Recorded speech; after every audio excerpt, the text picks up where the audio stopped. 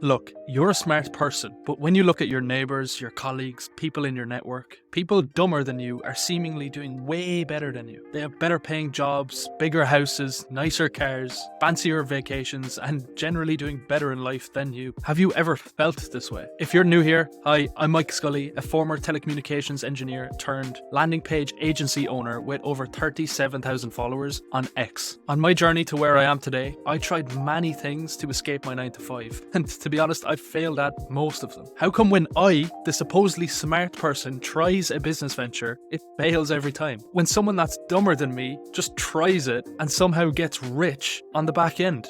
Bizarre, and it almost feels like you're cursed with bad luck. I also see the same pattern with some students in my coaching program. Over the years of working with so many students, other freelancers and entrepreneurs, I've recognized a pattern. I've figured it out. I know the reason why dumb people are richer than you. By the end of this video, you'll know exactly what you're doing wrong, so you can actually persuade luck and have it on your side to make the big boy dollars that you deserve. So I want to tell you a story about how I became a landing page agency owner and then started coaching other students to begin their freelance journey. Both my businesses combined, I make $20,000 to $30,000 per month. Here's my story.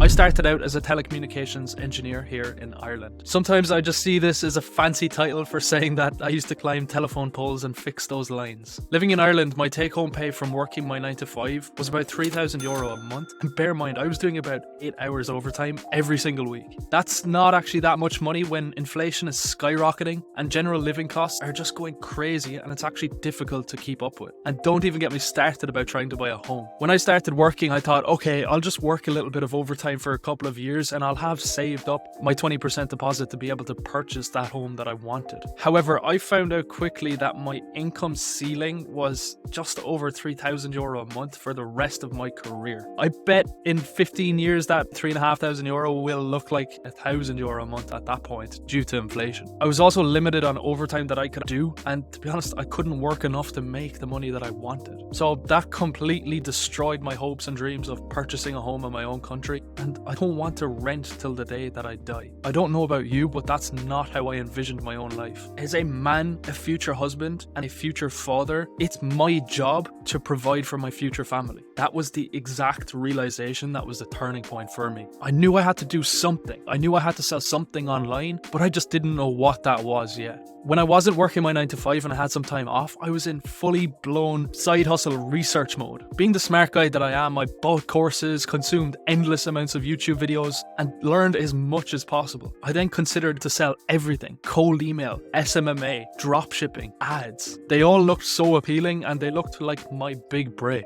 After looking into all of these, I got overwhelmed and started hearing conflicting stories between all these gurus online. One guru said SMMA is the next big thing. The next guru says SMMA is about to die and I should start cold email. I didn't have a clue what to do. I was genuinely lost. All these guys are just trying to prove that their path is the way to go. So who's telling the truth and what will actually work for me? I gave up my research and actually went to my friend Luke for some advice. I've been friends with Luke since we were kids, and he worked as an automations expert with a big company. However, it's one of those fancy titles with shit pay. While meeting with clients during his jobs, he realized that all these big companies, their automations are crap. Their setups and systems and operations are genuinely useless. So he started reaching out to companies privately and offered his services as an independent contractor. He was able to charge 10 times more than he was getting paid from his 9 to 5. He quickly overgrew his salary and is doing this full time now. So I asked him, Luke, I want to make money online, but I don't want to have to scam people to do that. What should I do? Now, Luke's been in the online freelancing game for some time and has some great insights to the industry. It didn't take long for him to come up with a suggestion. He said, Mike, you should totally do landing pages. I know some guys selling landing pages to businesses and they're doing really well. I think it's a great fit for you. It's a proven business model. There's plenty of market demand and it doesn't take that much to learn it. And that, ladies and gentlemen, was how I picked my niche and came up with my high ticket offer that I could sell to businesses. I had a clear path. All I did for the next few months was put in the reps, and that brought me to where I am today. Which brings me to the point of this story.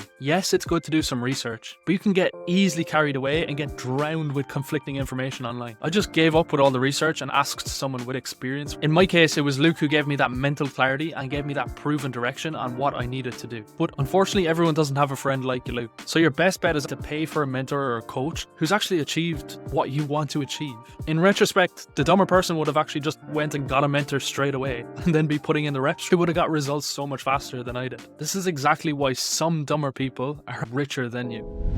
Okay, now I want to share a story about one of the students in my freelancing coaching program. His name is Osh, and he's a really smart dude from Ireland. Osh started his career as a web designer, and he was working part-time as a bartender. Naturally, as most 9-to-5 people are, he wanted more money and location freedom. He signed up for my freelance coaching program, and within a matter of weeks, we had him making $10,000 per month. Osh was ecstatic with his newfound success, and this was his monthly salary over and over again every single month. Osh is a really smart guy, and he posted his landing page clients' success case studies on his profile on X. Before he knew it, his DMs were flooded with other business owners looking for results for themselves from Osh. This was all because of the case studies that he posted. Now, this is all good and bad. The good part is obviously the money. He's making way more money now than he ever was in his 9-to-5 and signing deals left, right, center, you name it. The bad part was that he bit off more than he could chew, and he struggled to fulfill for a lot of these clients. The rational thing for someone to do in this situation is 1, hiring other freelancers to help him, or 2, ask a mentor for advice on what to do. Unfortunately, Oj felt he was smart enough to handle everything on his own, and this only put him in an extremely stressful situation. It was simply too much for one person to handle on their own, and I completely understand it.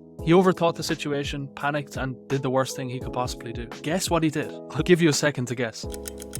He contacted his old boss and decided to partner back with him, effectively going back to his 9-to-5 and helped his boss sign new clients and take most of the profit. He quickly realized this was a bad move. He had to ask for days off again, think about when he can and can't work, where he can work as well was an issue. He forgot that this was the thing that he was trying to get away from in the first place. As soon as he delivered the projects, he parted way and started working for himself again. Now, next thing, Black Friday sales started to come in, and he got overwhelmed with the client work once again.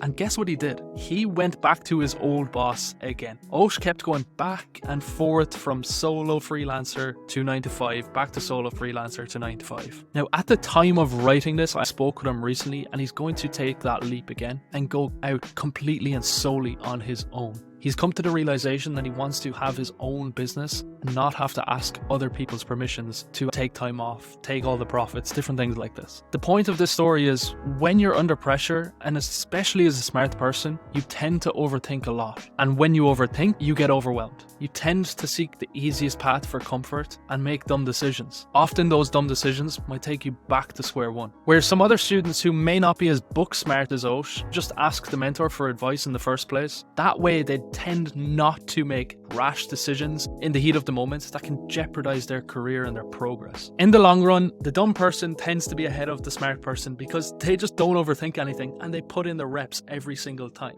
I've shared 2 stories so far in this video. These are true stories from my observations. And if you're watching this video, you're clearly a smart person. You now know why dumber people are richer than you. It's because they don't overthink like you and they put more reps in. If you like this video, leave a comment below and subscribe to my channel. If you're new to freelancing and want to see a idiot-proof way of getting clients, watch this video here.